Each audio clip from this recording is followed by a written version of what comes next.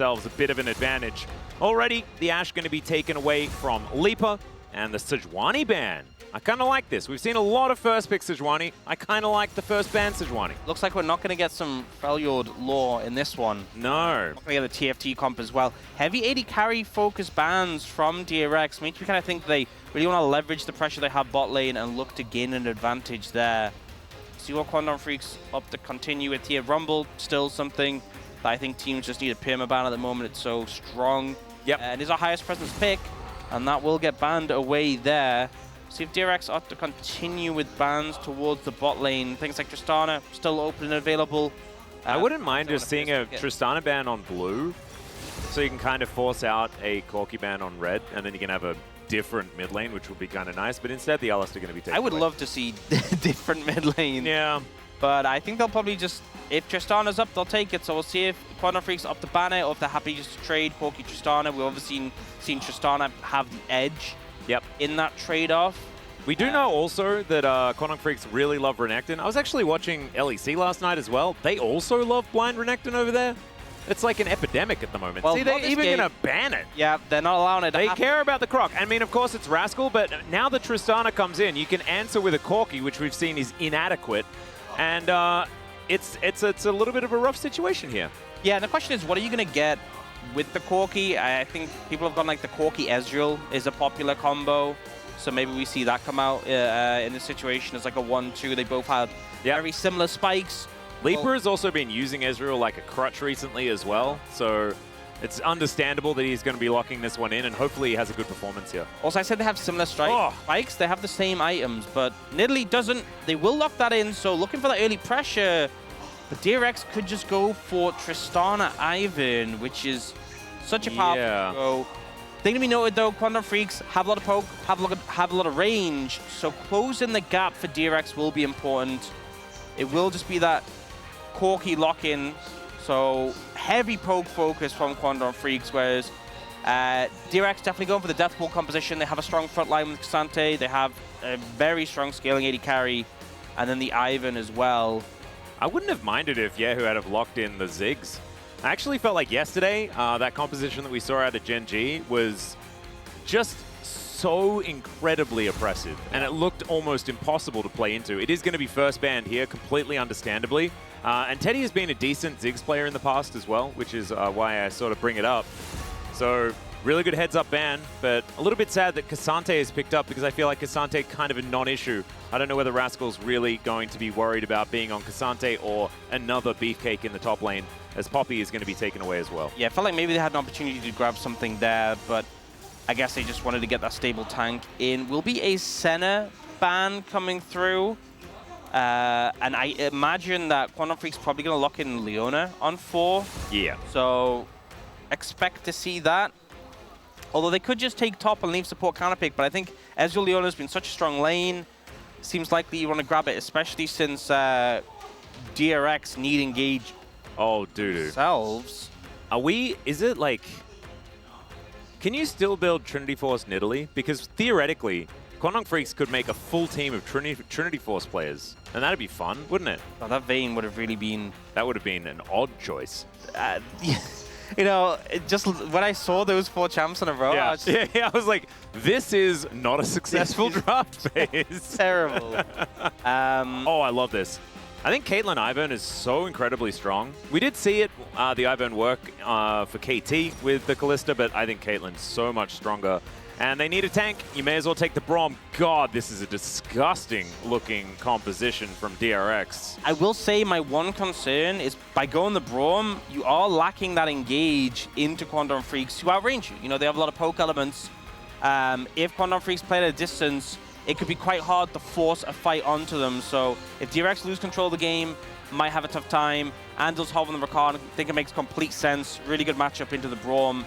And honestly, you could have a pretty good 2v2 in the bot lane playing Ezreal Rakan into Caitlyn Braum. So I think overall, DRX's comp, you know, at first looked like the easier to play composition. They had that Death Ball element. They are lacking engage though. That's my major concern. And really it comes down to Cuz on this Nidalee. If he runs the early game, I don't think DRX really get a chance to play around that Tristana Caitlyn. You know, those crit AD carries are going to take longer to come online compared to Ezreal Corki, who just spikes so hard in 2 items. Yeah, there is going to be a mid-game lull. That is absolutely true. This is something that has happened quite a lot with both of these champions, both Trist and Caitlyn. Of course, itemization has kind of helped them. It was that 2 items felt really bad. Now, with like the Collector IE builds for Caitlyn, for example, 2 items feels a whole lot better. But we'll just have to see how it goes. I think the discussion about whether you need a lot of engage for this comp is a really interesting one. Because with the amount of vision control that you can get by putting down brushes and then having Caitlyn in there, the amount of control of vision that you can get if you take control of an area is actually very, very high. You kind of force the enemy team to come to you. I think that's the thing. If you're ahead, if you're setting the pace of the game, if you're controlling space, yeah, pretty good.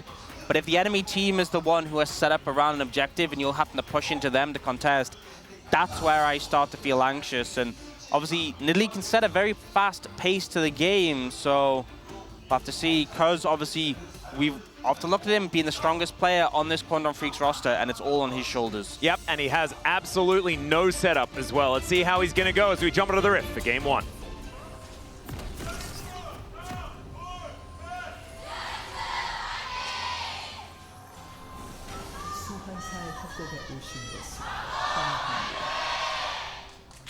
Oh my god. It's Toboggan Corki! Beautiful. Actually, just the most based. I knew I was a huge Bulldog fan, but like I didn't realize that he also was just like the best player ever. You know, I feel like people have gotten so bored of Corki that the players are actually using different skins now. I know.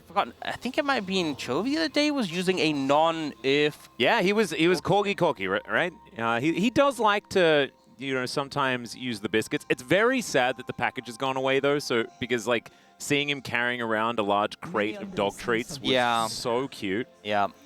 So that's a bit of a shame. But this is just so good. Man, incredible. Such an old skin. And when Corki did get a little bit of an update, just feels a bit better now. Very, very cute. Okay, Sponge manning the brush. The Dunk Master Ivern. Regular thing for Ivern. Mm-hmm. Yes, true. Yeah, no real vision actually gone down level 1, which is interesting because, I mean, the thing is, the Ivern, we've seen different levels of clears you can clear really fast. Obviously, not really gated by how you're damaging the camps compared to other picks, but you can set a fast pace, you can keep up with the Nidalee.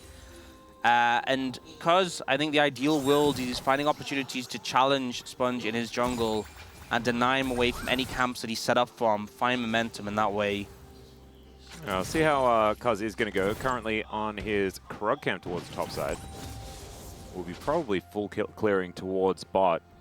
We'll see where he does decide to go. Possibly a few different ideas. And Cuz has loved to counter jungle in the past, so he might have a little bit of a plan to try and infiltrate the enemy jungle as well.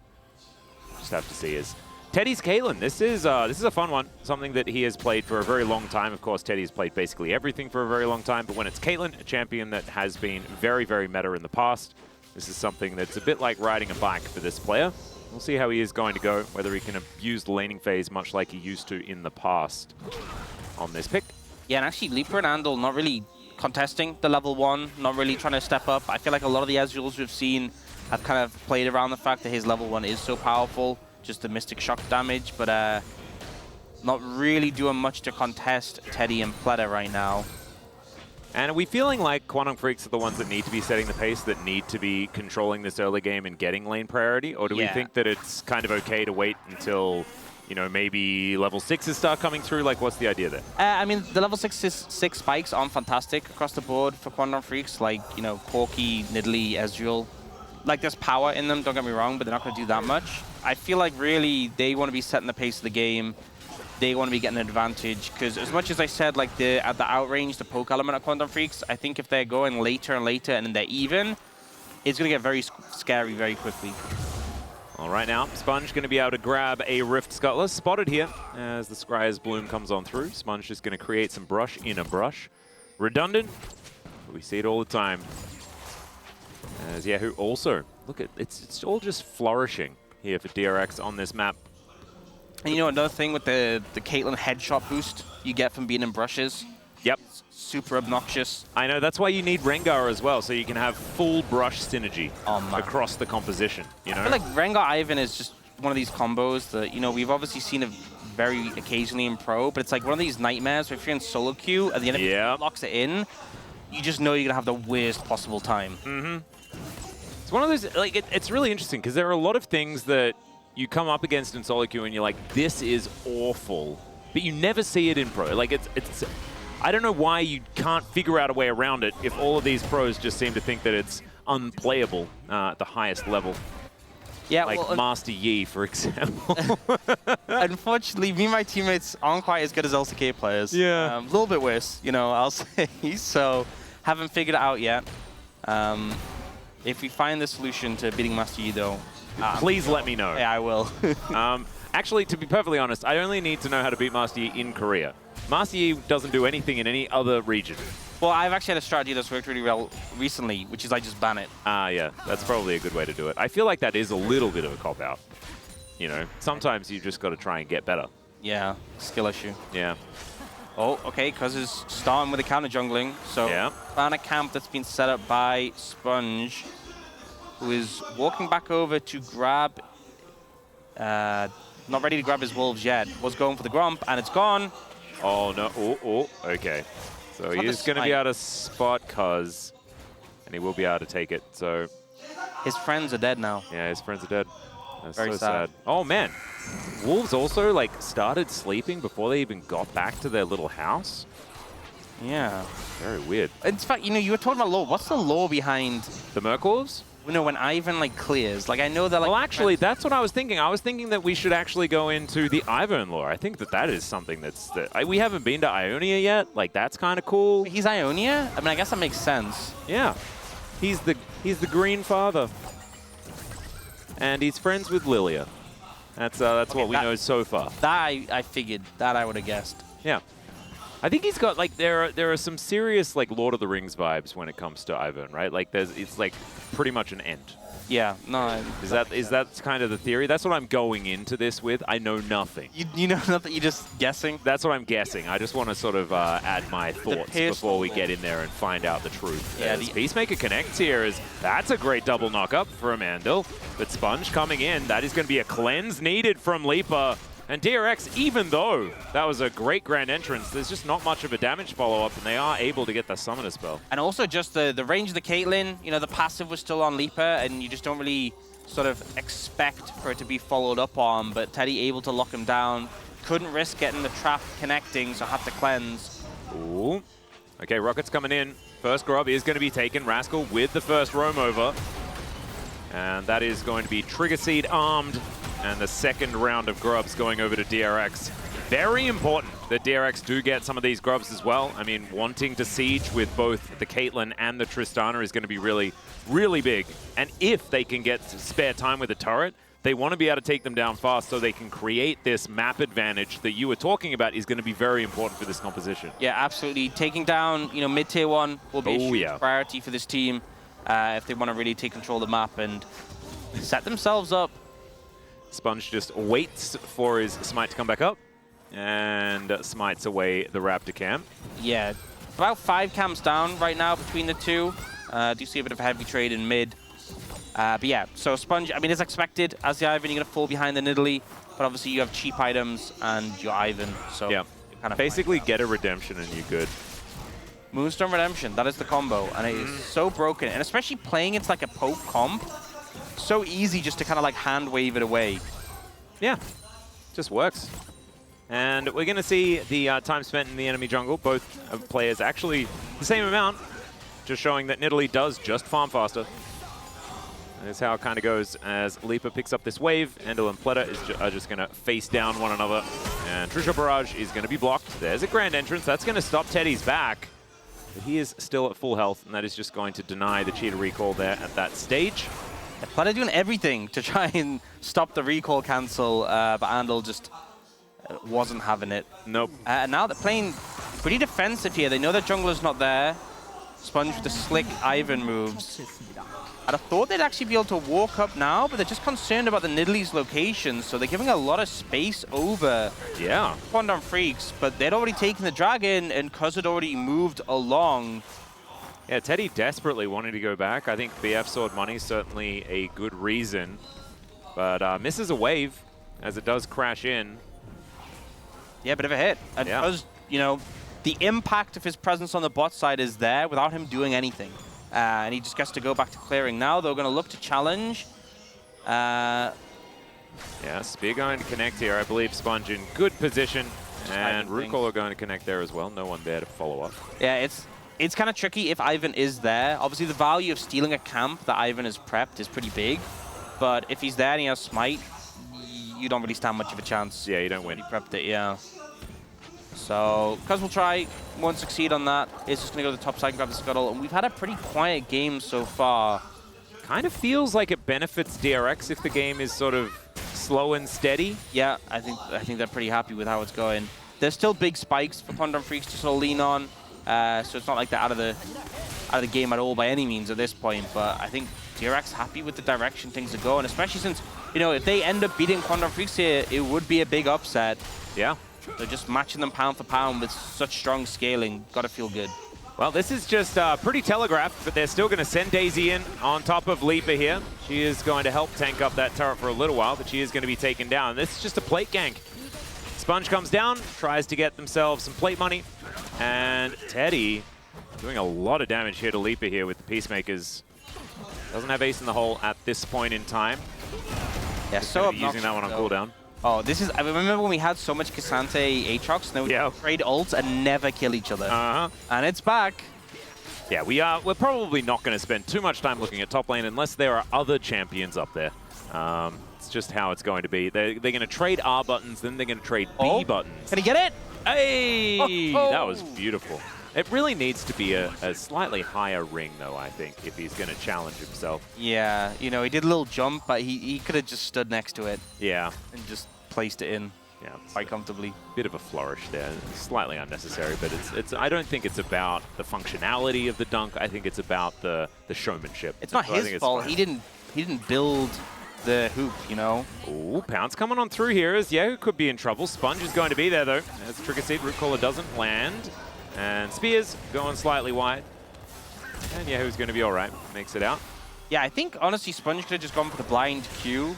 Because he waited, he put the shield on a Yahoo, and then Cuz got vision, had an opportunity to dodge. I think if he just threw the Q out of Fog of War, might have actually caught the Nidalee there. Now there's the ulti to come through from Pleta. You can see Leaper trying to get something back, but there's the flash forward. Oh, the Winter's Bite doesn't land. The Unbreakable actually goes down, though, as another cleanse comes in. Peacemaker's good.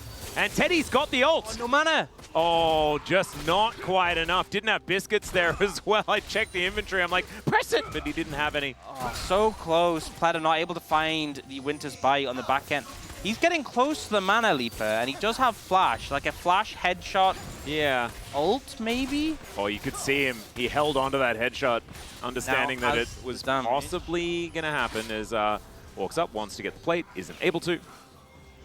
Oh, the bin just not quite enough there. Yeah, not quite. That's all right. Should be able to get it next time around, as we do have a minute and a half left on the plates.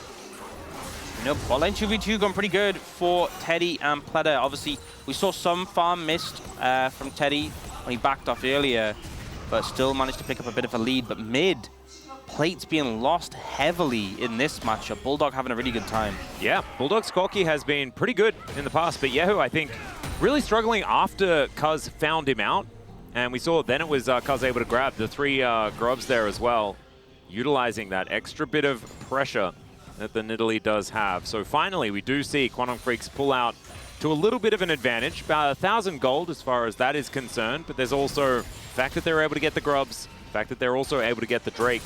Control of the neutrals certainly good for a composition like this. Chemtech Ocean. Oh god. Guaranteed good soul. I know. Is it gonna? I think it's Cloud. It's got to be Cloud. Yeah. Last time it was Infernal or Hextech or something like that. That was very, very cool, but I'm a big Cloud fan. And you know, the goal differences between the lanes, this is kind of what we expected. If we're honest between them. Not too much surprise there. We do see Yahoo just finishes off the coal though, so we'll catch up a decent amount. Cool. Okay, so Teddy throws out the Peacemaker. They do have the line of brushes, but they run out of minions here, which is the unfortunate part. Dudu just attending the wave as he does take a turret shot, but isn't too worried about it. Now a bit of a scuffle towards the bottom side. Sponge, Teddy, and Pleta trying to set up. The Dragon getting involved as well. A 2-level lead for Cuz in the jungle match. Bulldog is just so much spare time. He's just able to take this outer turret. Yahoo having a really rough one. And this is a player that we've been praising so far this season. This has not really been his game so far. As now DRX, let's see whether they can get their prize, which is this bottom outer turret that they've been sieging for so long. But the wave is just dealt with. There's nothing they can really do. Maybe a misallocation of resources or something like that, but losing the outer turret in mid lane like that is pretty crazy. Yeah, it's brutal. And honestly, this is kind of when people take the Corki Tristana matchup, this is how you expect it to go based on the priority. You know, yeah. We've often seen the Trist do really well, but you know, people pick the Corki expecting to have the early advantage. To already have that tier 1 tower is massive. We talked about how having priority, having control of areas is going to be huge for either team, and Quantum Freaks get a big edge on the back of that one. Yeah. 27 damage to turrets for a Tristana. Unheard of. Was there like a mid-patch update or something like that? Is that like a full auto? That's one auto, I guess? Yeah, it's not very much. It's an auto from a few levels ago, let's just say that. Yeah. As Teddy and Pleta now moving towards the mid lane, they haven't been able to take this, and there's a minion wave just dying on this turret. I think they're realizing that they need a bit of support, and hopefully that means that Yahoo can be thrown towards the bottom side of the map after this Rift Herald is taken. Going to be able to use this in order to get themselves a little bit of extra. Oh, okay, there's an Infernal Soul. Rascal was trying to stop this red buff from being taken, and it's just not going to happen. In the meantime, Bulldog just wants to get to it. Back down towards this bottom side, and he's just tobogganing. I mean, this is starting to look really rough for DRX. It's now 50 CS lead almost in the jungle, 1,000 gold lead in the mid lane. Top has just naturally started to pull ahead.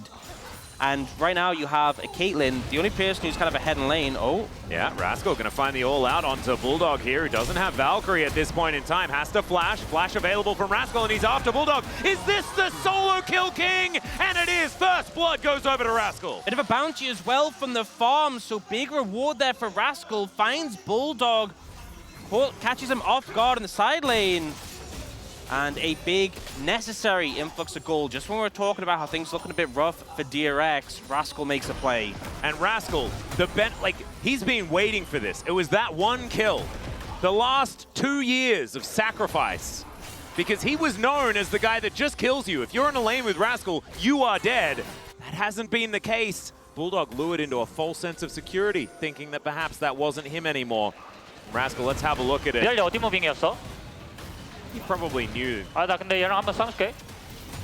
Yeah, he's like, where did Nidalee go? I'm just going to go in. And I think it was a good idea. Yep. And just a bit disrespectful there from Bulldog. Overconfident, thinks as the Corki with Flash, with Valkyrie, you're safe, ends up getting caught off guard. And now DRX continuing that momentum to throw down the Herald in the top lane. Tower is healthy, but it is a Tristana. Yeah, no place available either, so not a whole lot of extra defense. And with Sponge here as well, and the brush support, should be the next wave. They're able to take this one down. Not a kill so far on the tower, and it also makes me wonder perhaps using it mid could have been the better option, but looking to find an area where they can't challenge. Oh! Yeah, oh no, Andor going to get slowed down. Not actually able to get that quickness to work out in any way, shape, or form, is now Cuz trying to help out here, but it's not really working. Root Call is fantastic as Dudu getting that Daisy stacked up. True Shot Barrage misses completely. And that should just be this turret going down. Pleta going in, looking for the ulti onto Dudu. Will find it, stacking up the concussive blows as they get the redemption for the extra healing. And now Quantum Freaks with Bulldog there. This is getting dangerous, but these Winter's Bites are landing. Pleta keeping them at bay really well. Yeah, you can see Quantum Freaks wanting an approach, wanting a challenge. They even had Leaper moving up, but just not able to make their way in. Andal didn't have the ult available, and without that, they're kind of lacking. You know, we talked about the lack of engage on the side of DRX. Quantum Freaks have Andal, and that's it. Yeah. Yeah, it's sort of... neither team is going to be really engaging, so maybe that means that they're all engaging. You know, because maybe engage is relevant. Well, I think relative to the compositions. Invoking the walk strategy. Yeah, I think there's going to be a lot of walk strategy. It does mitigate a lot. Yeah. And all right, Rascal He figured it out last time around. He's going to go for it again here as the teleport was coming in. Great Infernal Chains just to keep him away. And now Yahoo down towards his bottom side. This is one that they prepared earlier from Chef Teddy. And it is going to be Yahoo just pulling it out of the oven. Nicely done there. That is going to be a second turret of the game, evening things out here. That should even out the gold somewhat as well. Moving just under 2,000, which I think should be fine when you've got a composition like this. Yeah, a bit of a heavy investment to bin both TPs for that play, but does net them an advantage. A minute till that dragon, so Rascal going to push this lane out and likely rotate over to set up for that. And again, it comes down to getting that space. You can see already Quantum Freaks pushing in, getting some vision down on the river, but now going for a reset. 50 seconds before the objective. This could be the window where DRX get some priority, make their way in. Neither of the 80 carries inside of Quantum Freaks have that 2-item spike yet. You know, not quite at the Manamune. Definitely would be a big one. Yeah, it's missed out slightly. Bulldog has sort of like the casual zeal picked up as well. So I don't know. He's getting very, very close though to that 2-item spike. Leaper as well.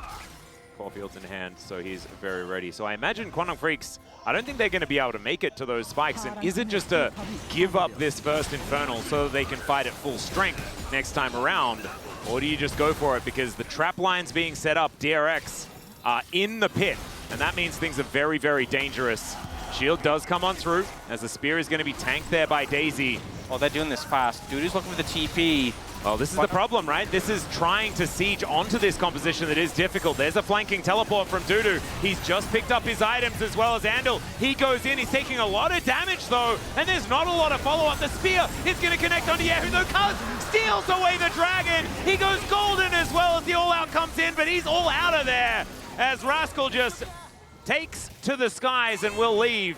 And Quantum Freaks, they steal the Drake. They're not able to grab a kill, but it doesn't matter. That's the sole point. It felt so indecisive there from DRX. They end up going for the attempt to get the dragon and disengage, but the steal comes in, Cuz secures it, and they end up burning a bunch of summoners just to get out of dodge.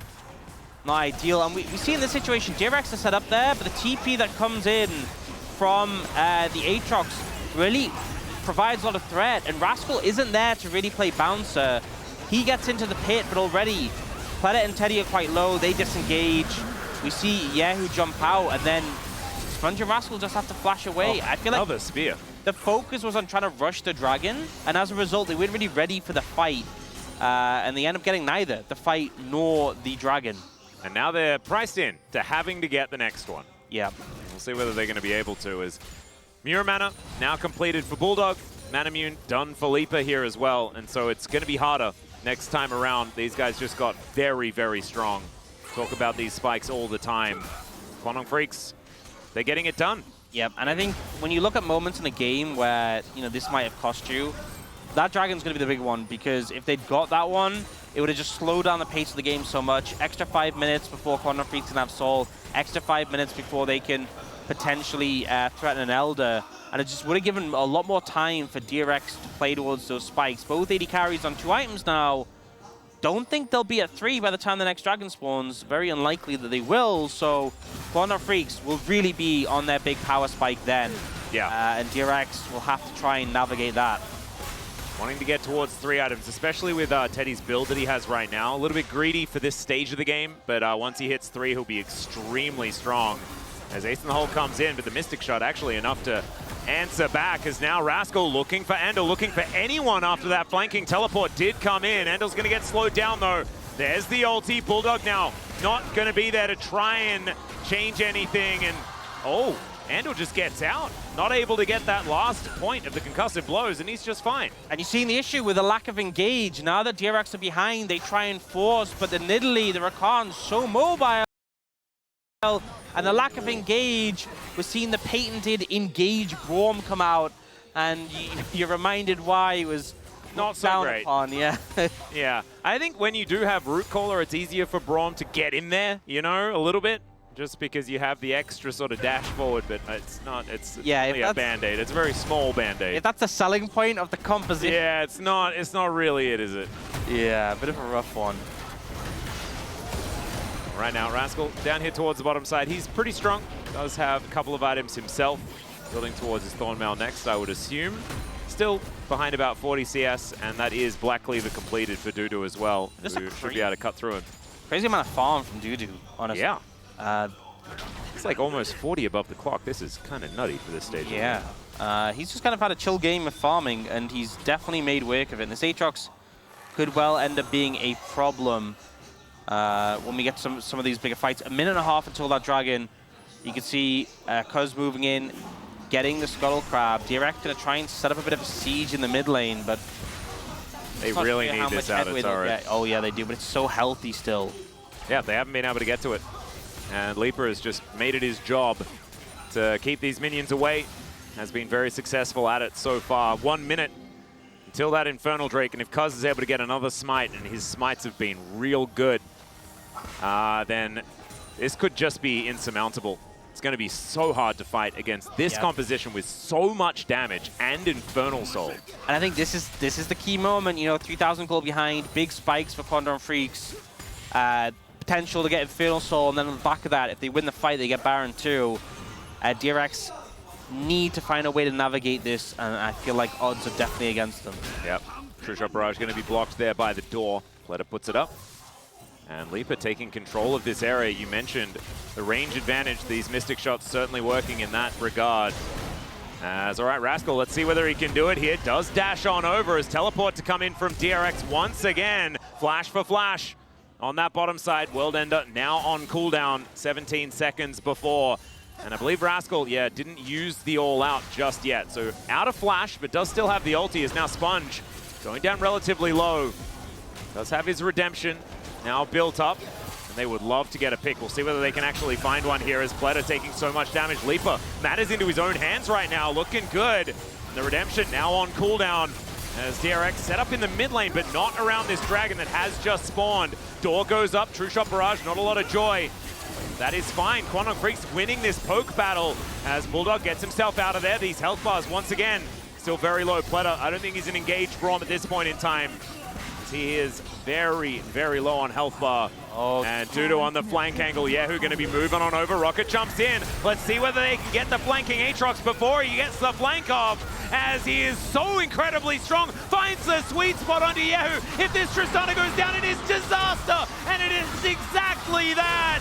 Teddy not going to be able to get it yet. This guy is just a monster. And that's exactly what CB Max meant when he said that Dudu is not one to be counted out for one bad performance. Dudu just walks into DRX and single-handedly wipes the entire team. Absolutely unstoppable there. DRX trying to make the call to punish the Aatrox. He was a 0-0-0 Aatrox. Yeah, and that is the quickest 0-0-0 the POG that I've ever seen. Yeah, man, that's a turnaround if ever seen one. One Dissident takes the game, a pretty slow pace one, but the end, Quandon Freaks knew exactly what they needed to do for that composition to work. Yeah, and that was an explosion into 9,000 gold in the end there. We mentioned that it was relatively close, but whoa. Dudu just said, nah, I'm done with this game. Let's go to game 2. I said, all right, I guess so. He's just, I'm done farming. Yeah. Time for violence. And we win. And the amount of times that the teleport was used from Rascal to get towards Dudu, Dudu does it once and the game ends. Yeah, it's just, man, yeah. You call that a flank? Let me just show you a flank. That was quite a flank. Just flanked the whole team single, and it's just the fact they jumped on him. They got the Braum passive stacked up. Yeah. And it looked like at one point he really was going to go down, and then he healed for half his health bar. And that was that. Yep, that was it. Just Aatrox things. Really nicely done. You know, I think it was, you know, we all hated the lethality Aatrox and how obnoxious it was, but I think that might have worked better if it was the lethality Aatrox. The Bruiser Aatrox definitely felt a bit too bulky there. Yeah, and I felt like I was watching it assuming that it was the lethality Aatrox. That's what we saw so many times, so I thought the Tristana might be able to kill him. Absolutely not. The world just ended, quite literally. We're going to go to a short break, ladies and gentlemen. When we get back, the space is going to break that one down, and we'll have game number 2. See you soon.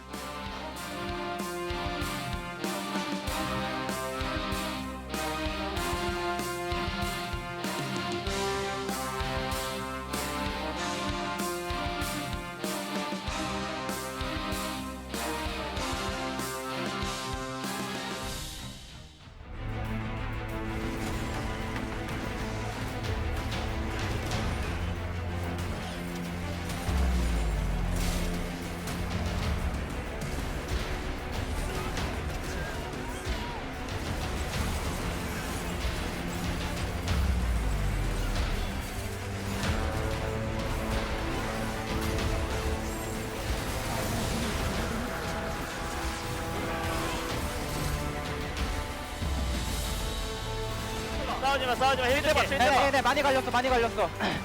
자, 와드 지워 계속. 나 이번에 올라갈게. 자, 데이지도 잡았어, 얘들아. 데이지도 잡았어. 공 돌았거든. 네, 천천히 봐. 아, 이제 힐 줄게. 아이고, 얘 갈렸다. 아래. 야, 벽 주지 마. 주지마 이제. 나 괜찮아. 빼. 아이번 노플이야. 빼. 나 좋았다 일단. 나 트타 나왔고. 오케이. 나 싸움. 나 아래 올라가 그래. 아래 볼게, 우리. 아래 이겼어. 나가. 야, 아프리 안 죽냐 이거? 나 왜 안 죽어? 아프리 안 오케이. 나이스. 끝날래? 끝나자. 나 안 죽네. 너무 잘 꺼가지고 그러네. 왜 안 죽냐? 오케이. 나이스. 나이스. 열심히 쳐야 돼. 열심히 쳐야 끝나. 열심히 칩시다. 버스도 소집타산 맞았을 듯. 열심히 머리 쳐야 맞춰. 끝난다. 일단은 맞았어. 이거 위에도 게이드. 그냥 이런 조합일 때 우리 미드에서 나 여기서 이런 거 포킹할 때 잘 봐주면 좋은데. 라칸도 나 계속 진짜 절대 와드. 밀리기 싫어. 라칸도 할 거 없을 때는 계속 와드 지을 생각만 해봐. 그럼 얘네 다 없으니까. 그냥 내가 포킹은 계속 할 수 있게 해주면 좋아. 게임이 한 번에 끝나네. I know, like this, it's very important to realize that we're all our own people, Orcs. Yeah. Except for me. Me and Valdez are the same person. Oh. Yeah. Oh, I had noticed. We're just different parts of the personality. Yeah. Extremes on either ends. Yeah. One whole. Exactly. We're gonna have a look at this draft, and it is this the actually, same. No, this is different. So last time, Oh yeah, banned Sedge Rumble. This time they banned Rumble Sedge. got it. We do actually see DRX make a change in banning the Nidalee. And the Ivan going to come out as a reply. So Alistair and Renekton left open. Not exactly 2 picks. I think it's a big problem to have left open, I'm going to be honest. Does this mean DRX just first pick Renekton? I seriously hope not. I hope not as well. But does it mean that they first pick Corki instead of Tristana? And oh god, first pick Renekton. Well, I guess, yeah. Ban Nidalee, first pick Renekton. Oh, okay. that's not Renekton. It's a different tree. Yep. So, can I just going down the list of trees? There's Ivan, there's Mauk. Okay, and that's it. Yep. That's the full list of trees, though, so that's pretty cool. Yep. Is Fiddlesticks also kind of a tree? I should bring up the lore. He is. I mean, he was a tree because He's a scarecrow, so he's right? made out of dead trees. Yeah. So maybe he's like scary tree.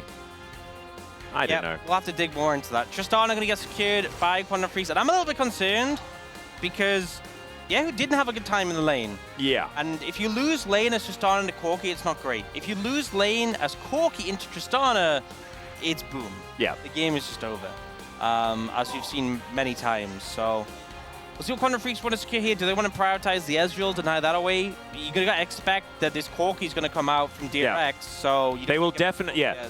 And the thing is, like, they were always going to lose this Ezreal if they don't pick it up right here. I think that Lipa did demonstrate just how powerful the champion is. Yeah. I think the argument was over whether or not they wanted to pick Renekton there. And, of course, that then goes over to Rascal. He's very, very happy to collect that. This makes DRX so happy because they were worried they might have to take Corki Ezreal on that rotation. But because Quantum Freaks took the Ezreal, they could just lock the Renekton in. Evelyn would have been interesting. Wow. Not sold you on talk about it, and then it appears. The third tree. Yeah, instead... Oh, different trees, though. This is the lady that makes trees. Yeah, plant lady, not quite... She grows trees, okay, all over the place.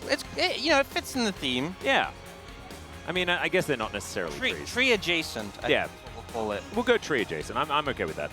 But I do want to say that yesterday kind of ruined my opinion of Ezreal because we saw some pretty subpar Ezreal performances. Yeah, the big thing, so I've actually learned, if you want to maximize your damage on Ezreal... Hit his abilities? Yeah, he does way less damage if you don't hit his Qs. Ah. So perhaps wow, I really should have thought about that. Yeah. Well, Lipa certainly showing that the Ezreal does have a lot of power, as we sort of knew. But I have a lot of recency bias issues where I see champions underperform, and then I'm like, well, that's not a very good champion. Then you go into the next day, and then you see someone do very well on it, and you're like, wow, this is an incredible champion. Yeah, so if we overreacted based on last game, Braum, terrible. Tristana, terrible, loses lane to Corki. Yep. Cassante, useless. I mean, Cassante does solo kill people and stuff. That's true. Slightly useful. And it's going to get locked in by Dudu. Dusante coming through. Ooh, scary. Leaving the support counter pick till last. And it looks like they're going for the Zyra Khan here. Don't know about Zyra Khan into Ezreal. Yeah, not a fan. Not a fan. doesn't seem like you'd have much ability to answer anything.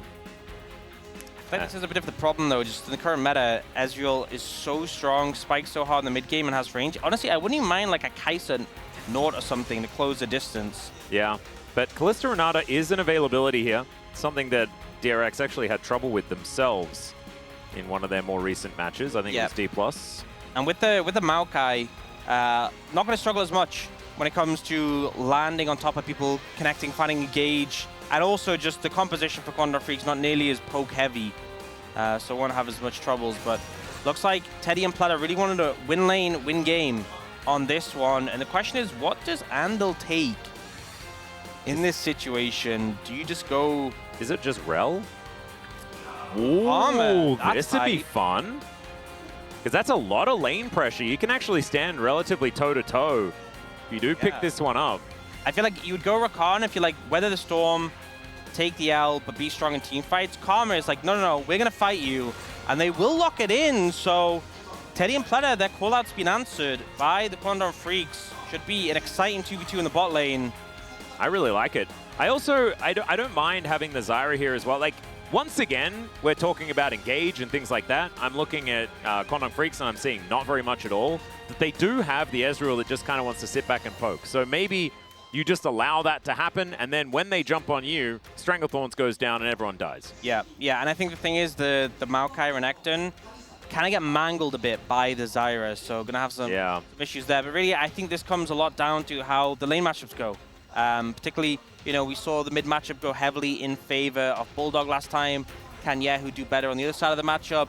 And this bot lane 2v2, you know, if Kalista, Renata win this matchup heavily, it will snowball super hard, but the same goes in reverse. If you're Kalista and you're playing from behind, you're not having a good time. It's very true. I think there's good adjustments on the DRX side, but I actually kind of like Quantum Freaks' comp better than last time as well. And I'm really glad to see the Ezreal Karma coming back. I think that this has been a lane in the past that's been extremely oppressive and has been able to, you know, stand toe-to-toe with a lot of our best laning bottom lanes, and we just haven't really seen it come out and demonstrate that you can't just brute force into just solo Ezreal picks and get lane priority as easily. So really cool to see from the Quantum Freaks there as far as that adaptation. But this is also good, and my eyes are going to be on Yehu to see whether he can keep himself in it. Yep, and I feel like it all comes down to Andal on this Karma. Get hit by a handshake, you might just go down. We'll see what happens. Ladies and gentlemen, time for us to get onto the Rift for game number 2.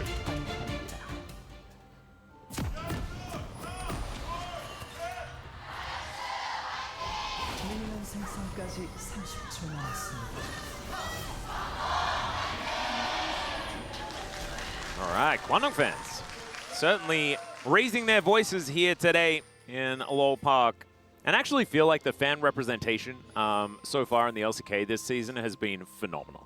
Yeah, we've filled up the house so many times on days that, you know, it hasn't been the top teams. You know, oftentimes it's like, well, it's T1 day. Obviously, there's going to be a bum in every seat, but I think it's been pretty packed for most of the days, no matter what. So that is huge kudos to the fans here in Korea for supporting everyone here in the LCK, which is what we love to see.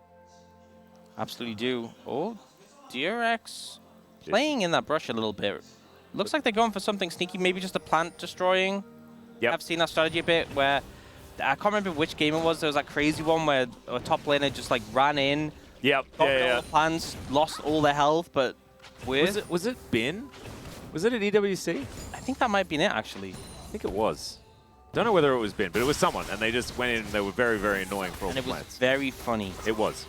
And it worked, kind of, because it meant that the Zyra wasn't ridiculously fast. Yeah, I've seen that so many times when, like, Shaco's in a game, and you just go and proc all the boxes and ruin his time. Well, I mean, this is also going to be a little bit of a roughie if Sponge can step on some of these seeds, and he is able to step on one of them. And the confidence just walks up, Q smite, see it. Love to see it. Job done. Full vision, of course, available, so he could map that play out. But good to see. Can he play that map out? Yeah, he played the map out after mapping the play out, Ox. Beautiful, beautiful. That's what we love to see. I know. That's oh. I feel like there is an epic quote there that someone said at one time, weaved in amongst that, but I don't think I could do it justice. Yeah, well, Hopefully we get a chance to see that later today. We'll see. We'll have to hold on to it. All right, so far, got some laning here on the bottom side. Very, very even between the two of them, as you would expect with the Kalista Renata into the Ezreal and the Karma. I find it's very funny, like, Pledder's moving back and forth. Like, you know, obviously you're trying to, like, dodge any incoming skill shots, make it hard for them to connect. Yep. But then Karma just fires a Mantra Q the size of the lane. Dodge this. Yeah, not much kind of play there. No, not a lot.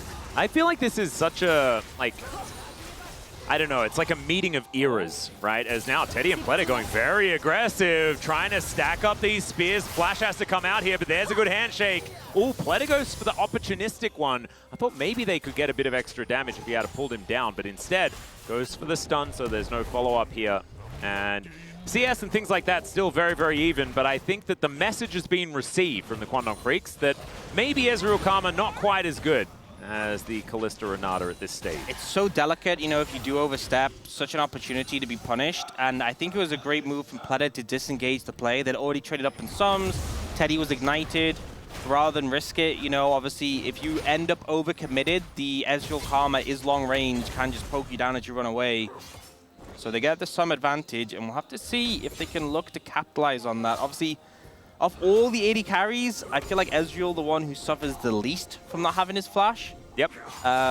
It's kind of good when your E is also flash. Yeah, pretty advantageous. But we'll see if Sponge finds a window to move down here. That's what I'd love to see. You know what I'd love to make see? A dive happen. I'd love to see Rascal become the guy that we talk about being the Renekton guy again. Yeah. Because we used to talk about this. When he was on Gen G, he was the quintessential Renekton guy. Everyone was banning his Renekton every single game. If you left Renekton up, Rascal would kill you multiple times in lane. And right now he's laning okay, but is trading pretty evenly here with Dudu at this stage. I feel like we're never really lacking for Renekton guys. There's a lot of Renekton guys, but Morgan kind of stole the title from Rascal. Yeah. And it's weird to say, you know, that I'm not advocating that, you know, Morgan shouldn't be the Renekton guy anymore. But I think there can be more than one. There can be several. Yeah. And every LCK top lane is just the Renekton guy. Yeah. Oh, the blue one, Renekton, blind pick.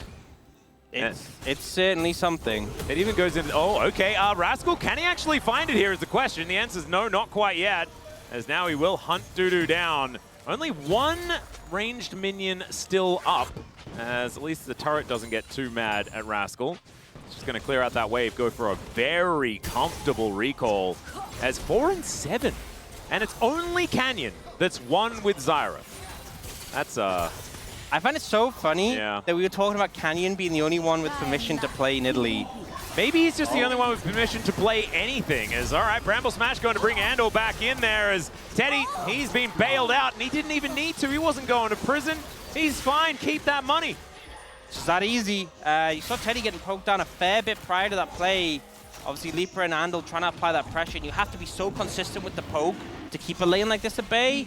But they end up overstepping. Leaper with no flash. He just have cleanse, so they don't go for him, but he kind of just had to disengage from the situation, and it will be a kill for the Callisto, which I'm sure Teddy very much appreciates. Yeah, and I think having the flash go down at the same time just feels horrible. Yeah. Because Andal now is just a pretty comfortable return kill. Sponge didn't even burn flash himself. Yeah. You know, I think there was one of those situations where you're like, I should have just... No one did. I should have just let it go, you know? It was just a great angle coming in. There wasn't the vision there. They were pushed up. You could see Andal looking for the poke. Yeah, catches the flash with the twisted advance. That is all too easy. DRX really turning it around. Maybe it was just wrong tree choice. Yep. Maybe Sponge just much happier on the Mao tree instead of the Ive tree. Yeah, maybe Quandong Freaks did them a favor by banning. Yeah. Well, now Pledder is going to get taken for a walk. And nothing really too much is going to come from it. Mid lane has been very, very quiet. Which I think is good for Yahoo, you know, compared to last game. But also good for Bulldog because it's not like he's getting the same treatment as the last game. But I look at Yahoo's tower and it's not only got 2 plates left, Yeah. This obviously is a bit earlier than them, but still, that was not how That's a pretty good trade there as well, as Bulldog trying to answer that isn't quite able to match that of the stand and deliver.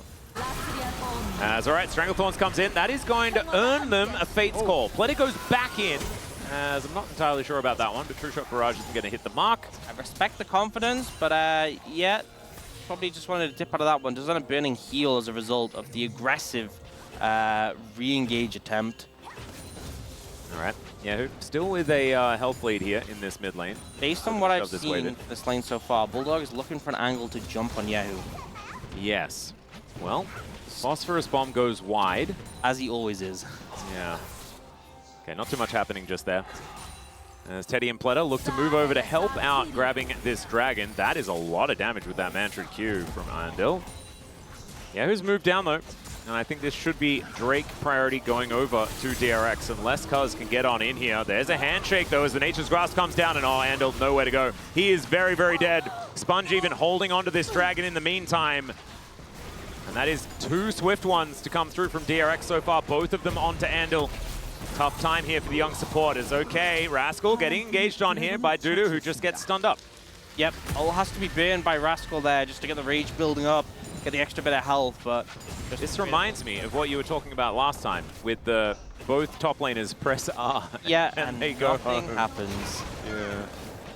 Bulldog does get the first plate off the game for himself. So still doing well in this matchup despite the fact that it has changed hands. But yeah, I think DRX are doing a pretty good job on the bot side of just punishing Andil for that flash usage in that earlier gank. And now with the dragon in bag, more dragons than they got last game. Yeah. Already. So definitely just a much better look if DRX so far. I think Pleta with a lot more agency as well, which feels really, really nice. I think you're just seeing the different, like that same setup looked really uncomfortable. They're trapped by the dragon, they're getting poked on all sides. But you know what they have this time? Engage. Yeah. It's that simple. And they have screen-wide engage. Yeah. So it's not even like, oh, this is a bit finicky, this engage. No, it's like, it's ridiculously good engage from the Maokai. And not to mention, you can then layer the hostile takeover on top of it. A lot of answers. You can even just throw Renata at them. Maybe that's a good idea. As now Teddy throwing some spears around, and we're going to turn up in mid. And they're just going to get this wave shoved in pretty comfortably there as well. Is it going to be some sort of play for the Grubs, though? Because Quantum Freaks have picked up 3 of them already. Yeah, I think it makes sense. Likely going to see a fight over those, although right now, Quantum Freaks are leaning down towards the bot side, so maybe they're going to go for like a cross-map play where they look to punish Rascal under this tower, maybe get some plates themselves. Yeah, awkward dragon timing though, 3 minutes. So I think you could possibly contest the Grubs and not have to worry too much about what's happening on the bottom side of the map. But maybe that's just me. Maybe they're just going to dive a Renekton, who does have his ultimate up and available, is going to use it here, wants to get rid of that minion wave, and it's gone. Goodbye, minion wave. Stranglethorns comes down, though. He flashes, get out of the way. True Shot Barrage isn't quite enough, and the Mystic Shot misses. And so Rascal going to soak everything, has to invest his ult and flash, but he will stay alive. And Yahoo, he can teleport down here, actually, if they would like him to. And now let's see whether Dudu is going to fare any better. This is Cassante versus Renekton as far as who can survive the gank better. As Yahoo wanting to get that DPS down, will land some rockets. Dudu's still here, still has flash. Phosphorus Bomb comes in. Rockets landing everywhere. And that is a first kill for Yahoo here in game number 2. Just beautiful execution from DRX. Rascal using the ult, using the Fury to just wipe out the wave. Very narrowly surviving, but the top side, DRX so patient, just resetting the aggro constantly, not even letting the tower ramp up.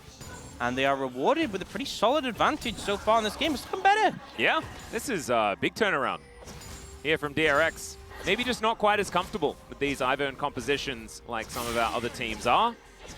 And I wouldn't like Zyra to go to 4 and 8 and then have all 4 of the wins be on Canyon. Because I feel like Zyra is a pretty good champion. I feel like it's represented poorly here in the LCK as far as win rate.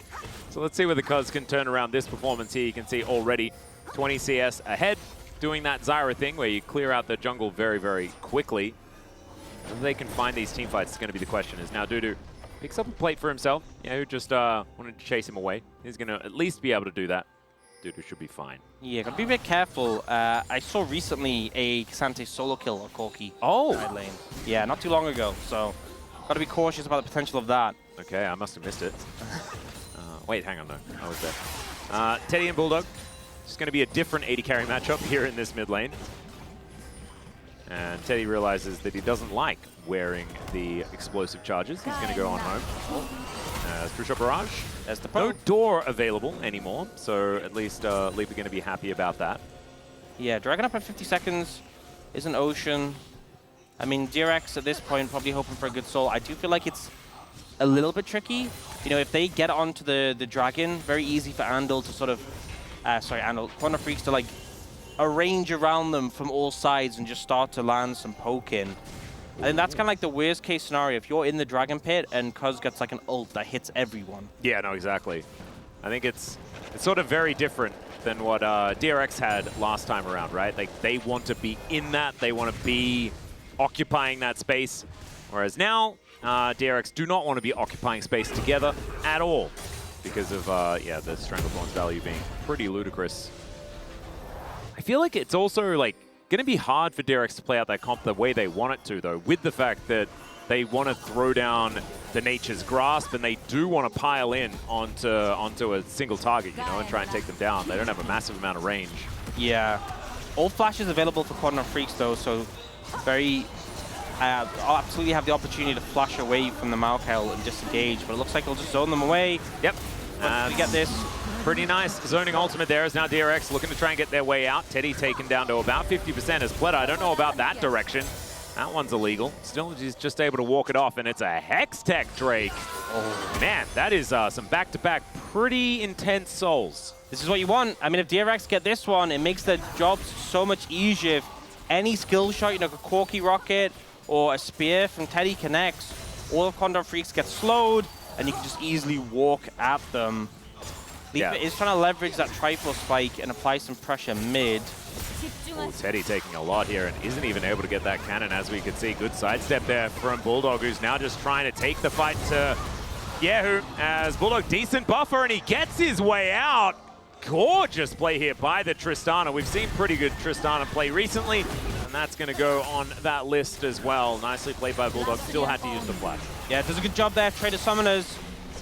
They will take that tower in the bot lane, but it's traded for Herald. This pressure mid still going. Wow, Shelly just immediately just vacating. Doesn't want to hang out with Cuz at all, or Cuz just doesn't want to hang out with Shelly. One of those things. She is going to march her way into the mid lane. Quantum Freaks, last time around, were able to take mid lane out of turret very, very quickly and then never let go of control of the game. Yep. And this a little bit later, I believe, but still pretty good clip as far as taking that turret down. See whether they can retain the level of control they had last time as well. And honestly, the Ezreal kind of reminds me of how teams are playing with Lucha Nami, where, you know, you'd hit that sort of mid-game point, you'd put a mid, he would just challenge anyone there to answer. You could play super aggressive because of the safety in your kit and just trade heavily onto your opponents. And it feels like Leaper's kind of pursuing that with the Ezreal here, just zoning out Teddy and Pleta from being able to contest the mid-wave, making it so hard to have any sort of priority. Yep. Don't really have much at all. Still going to try their hand at this top lane. Best way to take turrets is when Ezreal just isn't there. Yep. And this might be a way to do it. Dude just going to have to get out, realizes that they are outmanned and outgunned. And there is just the rest of these minions going down. Yehu just going to make sure that he denies as much as possible before he finishes off that turret and does so pretty calmly. So the lead continues here for DRX. It's not that massive, you know, about 2,000 gold, not end of the world or anything like that, but I'm looking at these list of dragons underneath the DRX scoreboard, and I'm feeling like if they're able to grab the next one, it's going to be very, very difficult for Quantum Freaks to find their angle. And it's just the opposite of what we saw in game number 1, right? This was the position Quantum Freaks were in. Also as well here, Quantum Freaks, Cuz has a 40 CS lead, so they're 2,000 gold behind, despite the fact that Jungle has a 40 CS lead. Yeah, which is pretty nutty. Yeah, definitely can expect to see some pretty big goal differences between the carries. In particular, like the extra kill on a Yehu and Teddy gonna make a solid difference. I believe that kill was also, was that first blood for Teddy as well? I think it was, so a bit of an extra influx. Ooh, bonus. Yep. As I've seen this play before, it was different champions last time around, the same position. as Rascal, oh, he wants to press that dice button. You could feel it. Yeah.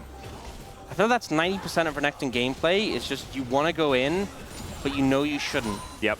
And then you finally get a time to, and it's just, you know, it's just joy. It's basically just Diablo, you know? You spend the whole time fighting demons. But the demons are on the inside when you're playing Renekton. Oh, man. All right, well, DRX able to defend their bottom outer turret, which I feel like Rascal has done pretty well so far today. As Cuz coming on in, does find the Stranglethorns onto Sponge. Sponge feeling like he can just survive, and he might be right, as the heal has to be invested by Pleta. It's the shield as well. You know, Pleta's heals per minute, it's off the chain. I feel like as soon as it comes up, it's on cooldown again. Yeah. Is this like the 4th time he's used it this game?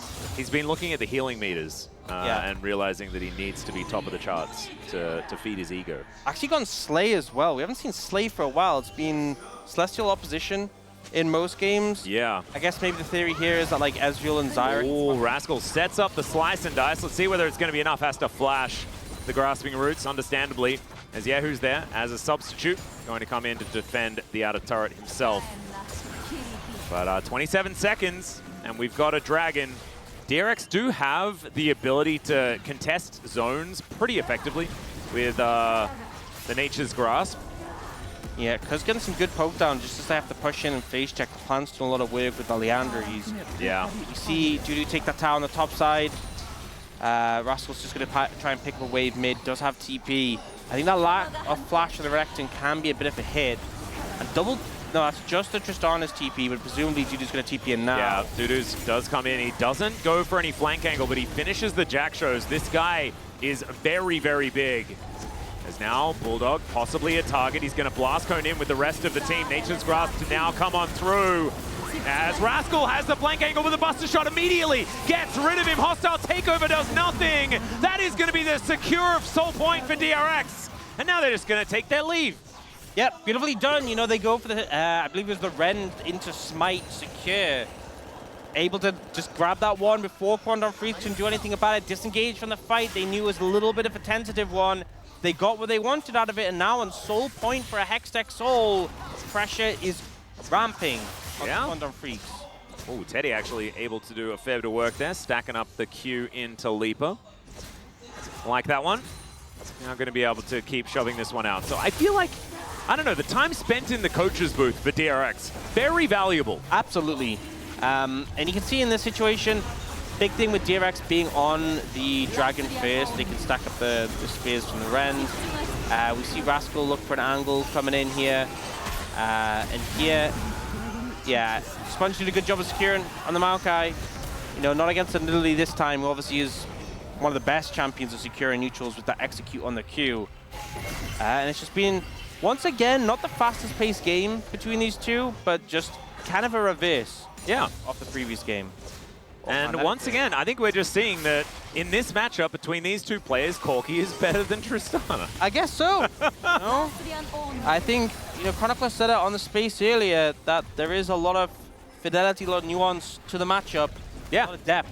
And I'm kind of seeing that. And from region to region, people will say different things about who's going to win that matchup. Here in the LCK, it started off being very Tristana favored. Here in this series, we can see that it's pretty Corki favored. I had, you know, people coming into chat when we were doing the Challenger broadcast saying, like, in my region, it's super Corki favored. What are you talking about? So just depends on which players you have playing what. As now, Dudu and Rascal fighting one another. Rascal just remembering that it's a top lane battle, even though they're in the bottom lane, so just give up. There's no real need. Yeah. Deeper playing aggressive again, trying to find some poke. Not really landing anything. We do see the Zazax, I think it is, on Andal. Not going for the Dream Maker that you typically get on these Enchanter picks. Yeah, so we've just got eclectic choices here for support items, like that. Yeah, the lesser known ones coming out. I just feel like all you had to do was learn Celestial Opposition and then you were done.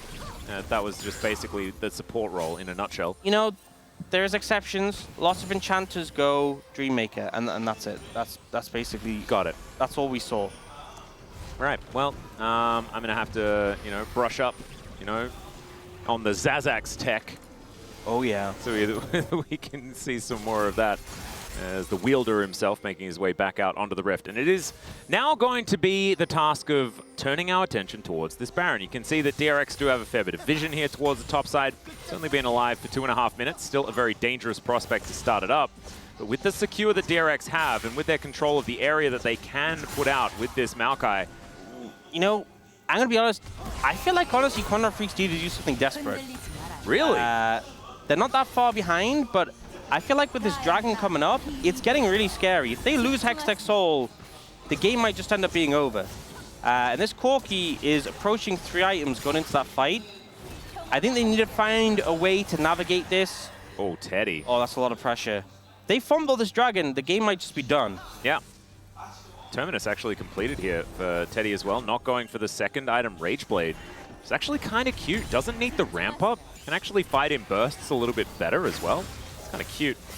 Still going to be ramping a little bit, but it doesn't feel like Rageblade, you know, where it's doesn't do a whole lot at the very beginning. Yeah, also, it's not that many tanky members on Quantum Freaks where you're going to be stacking up again. Obviously, K'Sante is the exception. It's also very hard for the Callisto to consistently hit the K'Sante. Yeah. Oh, DRX, you don't need to do this. Well, they are going to. Not entirely sure how. Yeah, down to half health.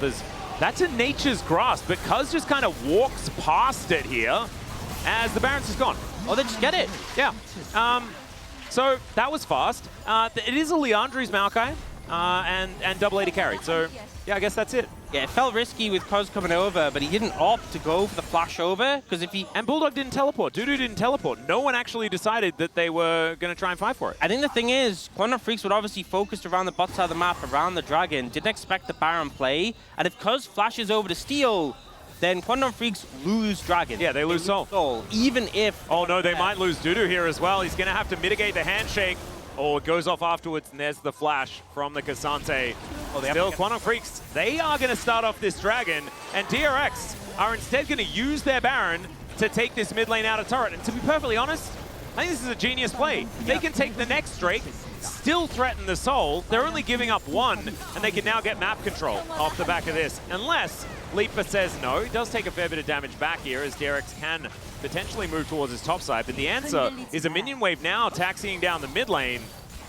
And DRX find themselves out of position. So the theory I felt was good, but the result not looking fantastic here is now a half health Yehu and Sponge move into the mid lane to watch their inner turret explode. Yeah, it's kind of backfired a bit. You know, I think DRX, some smart ideas.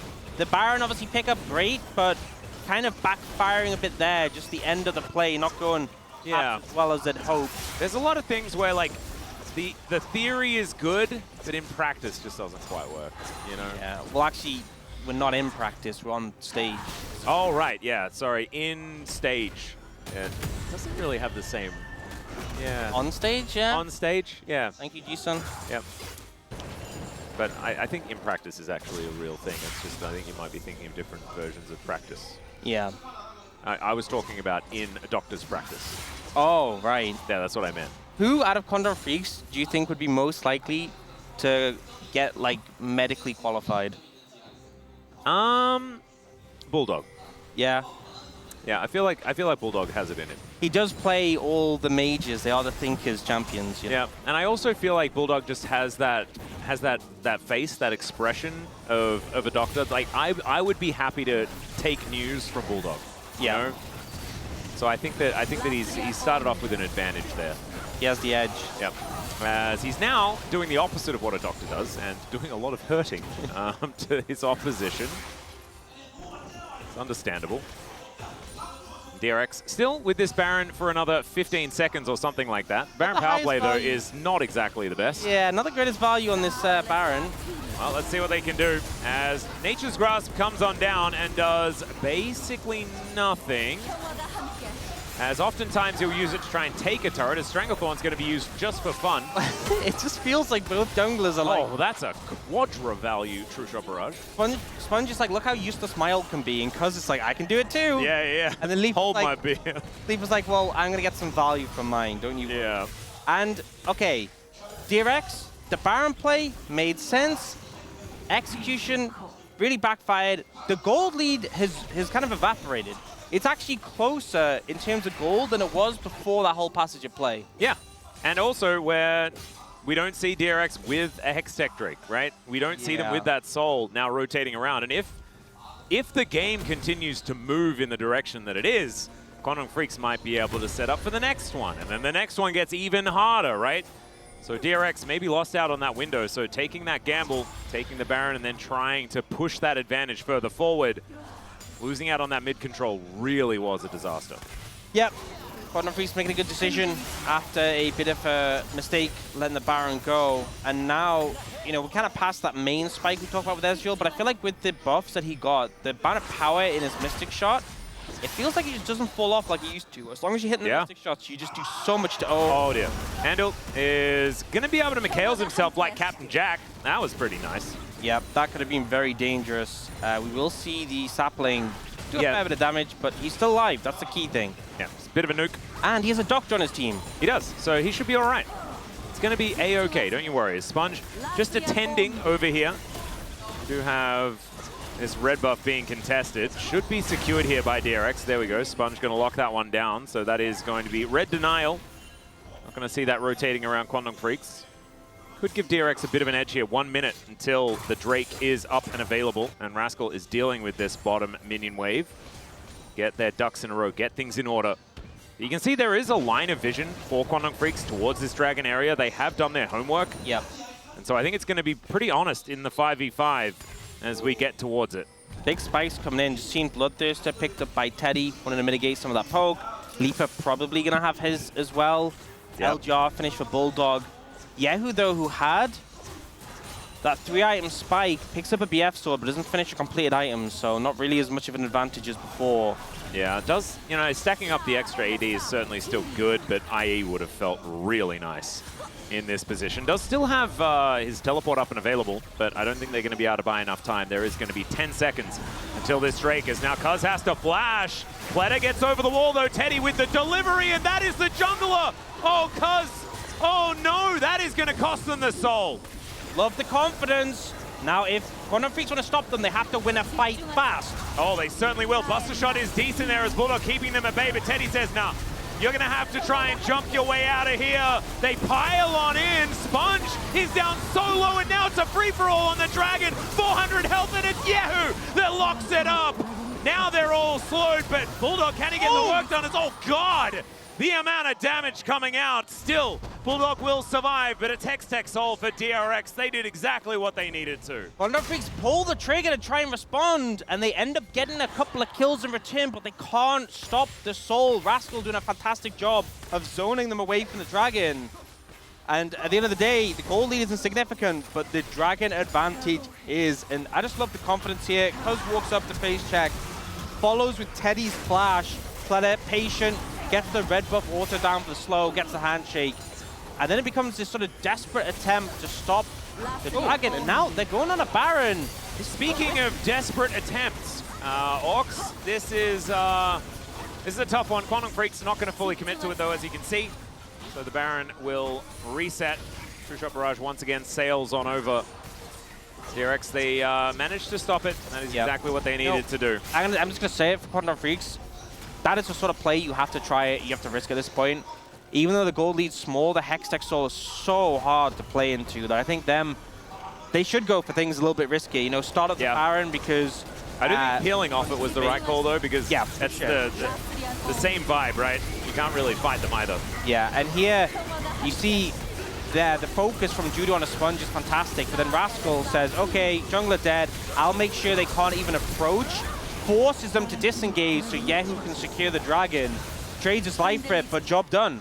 And honestly, Rascal is someone who's had a fair bit of criticism in recent time. He's had a good series today. He has. And I think that Rascal kind of looked okay in early games of their previous series as well. Had some big blunders with positioning. And I think it's good to see that he has adjusted that a little bit too in this game. I feel like he's playing more cohesively with the rest of the team as Nature's Grass coming down once again. Cuz does have a flank angle, but Rascal, he's discovered Bulldog. The Baron is going to be secured here by DRX. Rascal deciding that he wants to take bullets from the Tristan. He flashes on top of him, almost gets the kill, and Pleta comes on in with a hostile takeover, but it wasn't really that hostile. Not going to find too much here. That's going to be a dead Corki on the back end of the fight. And DRX, they lose out on one. A little bit awkward there in the fight, but they still got what they came for. Yeah, super messy there, I feel. Rascal nearly taking out Bulldog. I think it was the Mikhails from Andal that actually saved the Tristana. So clutch play from Andal there. The throw-in from Pleta not as successful this time around. But DRX, once again, get the objective they are looking for. We'll see the replay here. So Rascal has this great angle on this flank. It makes it really difficult for Quantum Freaks to approach. And Bulldog looked for a flank himself, loses most of his health. Rascal gets knocked away. He's waiting for cooldowns. Yeah, and if Andal didn't have the Inspire shield from over the wall, Bulldog would have been definitely dead. Yeah, there it is. Oh man, that was so close as well. And then yeah, this route that comes out from Cuz, fantastic. Yeah, Yahoo just a little bit too far up. A little bit too aggressively positioned. And it just shows, I mean, DRX, they have to try and be sneaky with a lot of these plays, is what it feels like. It feels like in straight up 5v5s, Quantum Freaks would certainly be able to stand toe-to-toe regardless of what the money looks like. And honestly, it is extraordinarily close as far as that is concerned. So DRX playing the map, but not necessarily mapping the plays. Mapping the plays, yeah. Yeah, still figuring that out. It's 2 minutes until that Elder Dragon. The ideal scenario is with the Baron, you're able to push in deep, establish vision, get some more structures, so that when the Dragon spawns, Quantum Freaks have no vision anywhere near, can't even approach. And you can see DRX really getting entrenched in this jungle and just not really giving Quantum Freaks much option other than to protect the towers. There is a minute between the Baron buff timing out and the Elder though, but DRX are trying to make use of their time, and the Xante once again just blocking the Maokai ult. Yep, it is going to give them enough space to be able to take down this this inner turret, and the Hextech Soul, you can see it being so frustrating. And I will say, this is a very tanky Xante. 4 full items completed. Yeah. As many items as the Corki, and obviously cheaper items for a tank, but still. I mean, this is final boss Dudu that we're seeing today. His Aatrox absolutely was that, and it was an instant wipe. And now Rascal is running away from Leaper, who does Arcane Shift after him, but isn't actually able to find too much there. And we have an Elder coming up in 1 minute and 10 seconds. And that, I think, might be where this game is decided. And I don't even necessarily know who's favored in that particular fight, because of what we've seen in honest fights going in favor of Quantum Freaks. But DRX have been able to find some of these picks, have been able to find these angles and play around the power of the Maokai so well. Yep. Honestly, if it was a weaker Soul, I would feel really concerned for DRX at this point, but the Hextech Soul, I think, just makes it so difficult once you start proccing the AoE slows. A lot of targets on the side of Quantum Freaks ends up feeling vulnerable. The Zyra and the Karma in particular are pick targets. Oh. Speaking of pick targets, Dudu is demonstrating that, yes, indeed, he does not take damage. There were 4 people there. Yep, so definitely certain elements of both compositions are very powerful right now, have to be respected. Quantum Freaks holding aggressively, not allowing DRX to move in, not even allowing Sponge to get close to a brush to throw the sapling in. Oh, it's Rascal looking for an angle. It's so tough, though, because when Sponge goes in like this, everyone's slowed down. Another Buster Shot is going to be used here as Rascal is going to get turned on. Teddy trying to chase after them. And there's the Fates call. Bulldog going to get pulled back to Mikhails. Not enough as he gets over the wall. He'll survive for the moment. They take down Teddy, though. Sponge going to be taken out. And there's 1 kill for Rascal, but Quantum Freaks, they will find another team fight. They managed to win it. They don't have a wave right now. They're maybe going for the bot wave. I mean, they've got an Elder they can pick up. They can pick that up for sure, but the game should survive for now. But Quantum Freaks against the Hextech Soul managed to win a fight. Actually, they're making the call. They're going to go for the end right now. Forget the Elder. They want to win the game. Yep, Leaper going to tank up the turret. They're going to keep this minion wave alive for as long as possible. Yahoo doing his best, and he'll be able to wipe out that minion wave. So maybe it wasn't the call to go for the end there, as they weren't able to stop the backs of the Corki. Rascal's TP, and there is Hex Gates. I think they should get this fast enough, but they need to just finish it right now. Yeah, they've got all the damage here this time. It's not going to be just Cuz by himself, and so the Elder will just be wiped off the map. And Quantum Freaks, they are still well and truly in this one. They now have a gold advantage, and honestly, DRX, even though they were able to pick up the Hextech Soul, they were able to pick up that Baron and things like this, these fights have always looked like Quandong Freaks have had the control. And it's a great ult from Bulldog, but Andal, I feel like, has been the MVP with these Mikhails. You see DRX throw everything onto the Tristana. The stun comes in, but the Mikhails cleanse through, and Bulldog manages to just get away. In the meantime, Dudu and Lipa just hunt down Teddy, clean up the team. Not to mention Cuz being an absolute hero. They all dive in on top of Bulldog, but then there's a Stranglethorn. As Bulldog calling very aggressively, saying, I'm going to get rid of the Renekton. Played it so, I feel like pixel perfect play there from Bulldog on that one. DRX struggling, you know. Hextech Soul, I very much agree, and a lot of people say strongest Soul in the game, but it's just not proving to be enough. Yehu doesn't have the sustained damage. Teddy struggling to get autos up, and Rascal, who has had a good game, not finding an avenue in onto this backline.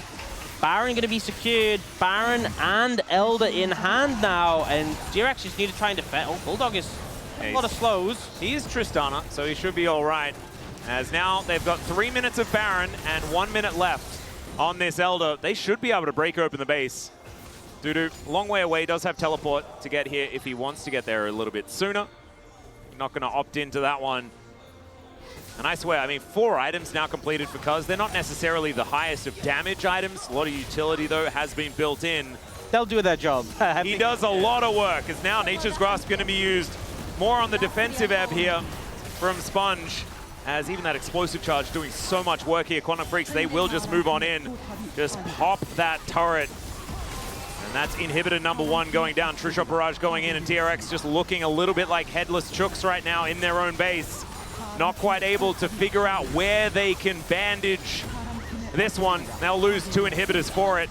Leaping now dashing forward, looking for target after target here as Rascal wanting to get some sort of pseudo flank, but they're losing inhibit. Nexus turrets. And Sponge going to be pushed away. Dudu going to find the angle. Stranglethorns comes in. Hostile takeover in response, but the Zhonya's is gorgeous.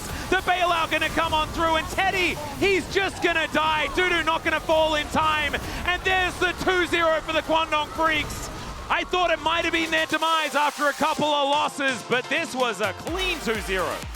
And it felt like against Hextech Soul, it's such a hard Soul to deal with. The AoE's slow, but the confidence for the Quandong Freaks, the approaches in the team fights, the game felt like a reverse of game 1, but they held strong, clutched it out, and with some great moves in those 5v5s, managed to deliver a win over DRX. And it was level-headed.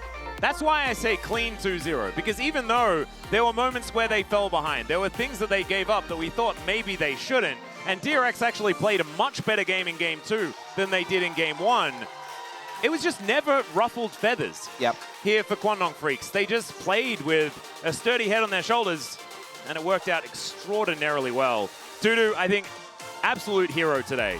And I love that we had that big graphic saying, like, oh, Dudu's had a rough couple of series, like, what's he going to be able to do? Well, this is what he's going to do. And he looks phenomenal. Absolutely. And also, I mean, for me, I feel like Andal was so clutch sometimes where the Mikhails came in at the perfect time in the save. Bulldog, really the star of the show today. Game 1 crushed the 1v1 matchup, and Game 2, some of the mechanics in the team fights, the Tristana gameplay on fire. Quandong Freaks, you know, we've been talking about their demise. We've seen it seasons before. Not yet. Yeah. We'll say. And I'm looking forward to a season where it doesn't happen, right? It's happened so many times that we talk about it with such certainty. But as soon as it doesn't, then we've got another true contender here in the LCK. So I'm very much looking forward to seeing whether they can keep it together now that they found this victory to break the loss streak of a couple of matches against, admittedly, D+ and Gen G. Most teams in the LCK are going to lose to those two. Yeah, hard matchups to go into, especially Gen G just look unbeatable right now. But I feel like the main thing is we're seeing this team have takeaways from their losses and come back a little bit stronger every time. Yep. So just got to keep working on it. You know, we're still early in the season, we're approaching the end of the first round robin, but they'll have a second chance to go up against them next time round. Booking tickets at Worlds. So we're getting slightly ahead of ourselves. However, I do like the confidence. We're going to check out some of the highlights here. DRX so much control in this early game. A little bit unfortunate that they haven't been able to get it together in team fights. And I think Teddy actually in an interview prior to this or after their most recent loss was talking about the fact that that has been identified as their problem. They know that team fighting has been their issue. Finding the coordination, the cohesion in these fights has been a problem for them. This wasn't as much of an issue, but it wasn't really fights that they were looking for, right? They were looking to secure objectives and then not fight so many of these times. I'm going to say it. I think DRX have looked best when Pleta is playing an engaged champion, and as much as you could do things like this, it's not the same, you know? No. Pleta leading the charge in this game on Renata and in last game on the Braum was not it. Sticking back on one of these powerful engaged champions, you know, we saw them heavily prioritize the Leona. They've moved away from it, and I think they've struggled this series because of it. You know, Rascal trying to get onto the back line. Once again, Pleta has to get thrown in to make it happen, but you end up in this position where suddenly you're a Renata on top of a Zyra ult, and it just did not go well. Not to mention the fact that every time Rascal wanted to flank, he was buster shotted away. Bulldog having a phenomenal performance. We know his Tristan has always been really, really good, even when it wasn't top of the meta. But he's just showing that even though the lane wasn't necessarily the easiest, still in these team fights, he is so incredibly strong. And listening to these last moments, it is all business up until the very end here for the Quantum Freaks. And Cuz going to be the first one other than Canyon to pick up a victory on Zyra here in the LCK. It's not just Canyon. Other people can play it too. As it turns out, another one of the best junglers in the LCK can also win on Zyra. It's that simple. Just be really, really good. Yeah, and that'll work out. Leaper doing more than double Teddy's damage, just as real things. But look at this goal graph, man. It was DRX's relative control for a lot of that game until it just wasn't. Yeah, and I feel like it's so interesting because they get to this point where they have Hextech Soul, and you're like, oh, they have a gold lead, they have Hextech Soul. Like, the boxes are getting ticked, but they didn't fill it out, they didn't sign the form. And sometimes that's what has to happen, right? You put it into the box, but if it isn't all finished, then it's just thrown into the bin after the clerk finds it. Right in the and trash. That's unfortunately what happened to DRX. We're now going to throw it over to the space, though, to break down that 2-0 for the Quantum Freaks. Thank you very much, guys. This is Dear for the POG interview translation, joined by Dudu and Bulldog on the side of Kwangdong Freaks, who just put an end to their losing streak by defeating DRX. Congratulations! Thank you. Dudu, with today's 2-0 victory, KDF has secured the sole position of 4th place. How do you feel? Being able to secure 4th place feels great. It's been a really tough time for us in the past couple of matches, and we really wanted to sort of bring out our team spirit, and I'm so glad that we were able to win. So it looks like a fan sign saying, can we start buying our Worlds ticket for Kwangdong Freaks? Do you think they can go ahead and buy them? You know, it's too early to say, but honestly, right now, we need to focus on making it up to the playoffs. So we'll try our best. And Bulldog, you had such a feisty gameplay today. So are you happy with your performance today? To be honest, yeah, it's been so challenging lately. But today's performance, I would say, was pretty okay. It was alright. Bulldog, in game 1, we had the fewest kill of Summer, and with a kill score of 1 to 5, only 6 kills to end the game. So why do you think it ended up being such a low kill game? Was this just an intentional strategy or macro play from you guys? It was not really intentional. You know, while we were playing the game, we just tried focusing on what we have to do. So we were really concentrated, and maybe, I'm not too sure why. And the unkillable Dutrox.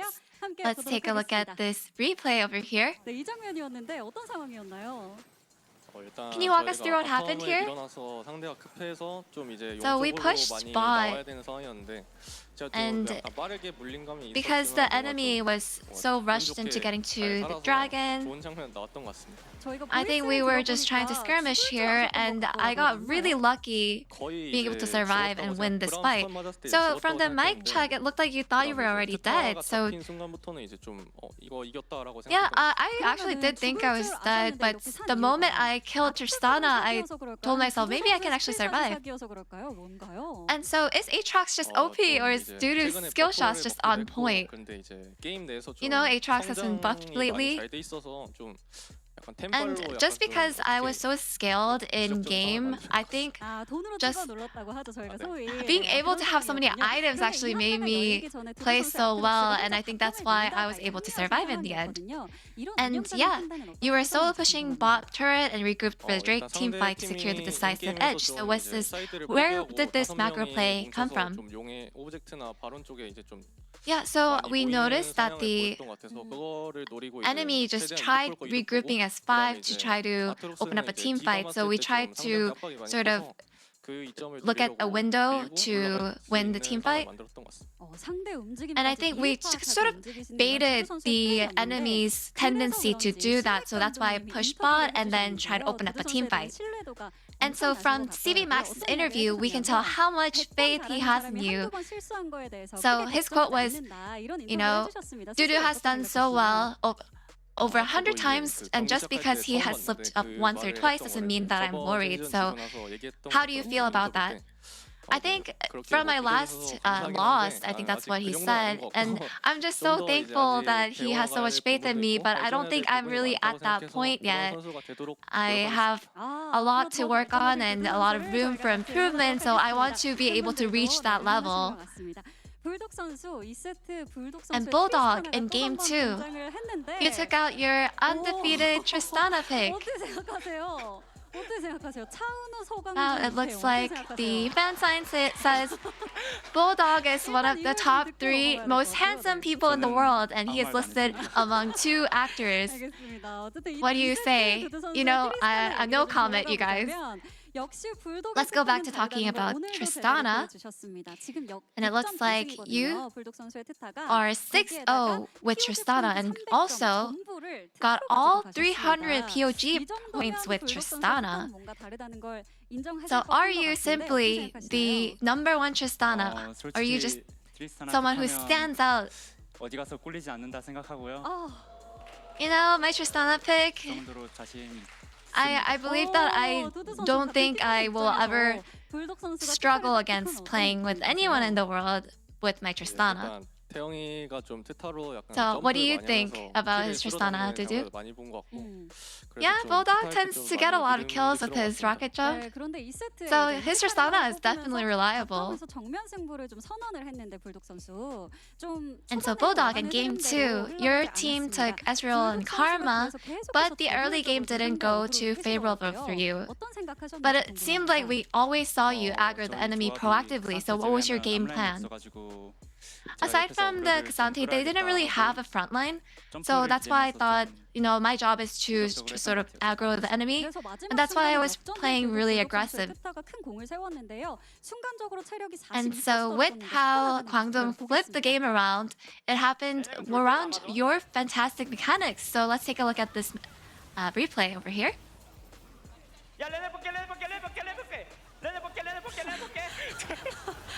Looking at Renekton.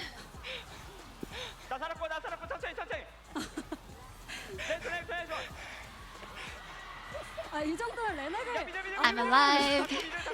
Slow, slow, slow. So, can you walk us through what happened here? Honestly, I am so embarrassed to look at my replay again. I was isolated, so I think that's why there was a lot of pressure. But, you know, I didn't think I was going to survive. I didn't really know. But I was able to sort of draw all the attention to me, and I guess it all worked out really well in the end. So yeah, your signature jump with Tristana, your jump sort of looks somewhat short perhaps.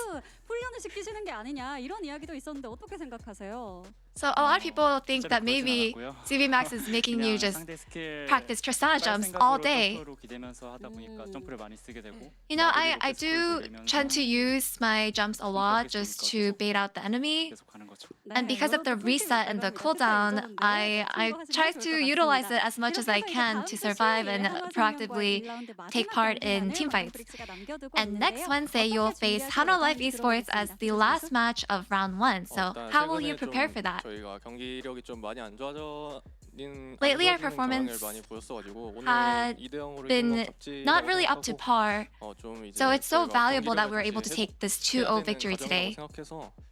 You know, it's time for us to recover to our maximum level and reach our ceiling, so we want to make sure to put in a lot of time and effort to reach that point. And Bulldog, although we won with a 2-0, I don't think it was exactly convincing, so I want to make sure that we are refined and ready for the next match. And that's the end of the interview from Dudu and Bulldog, and back to the space. Thank you.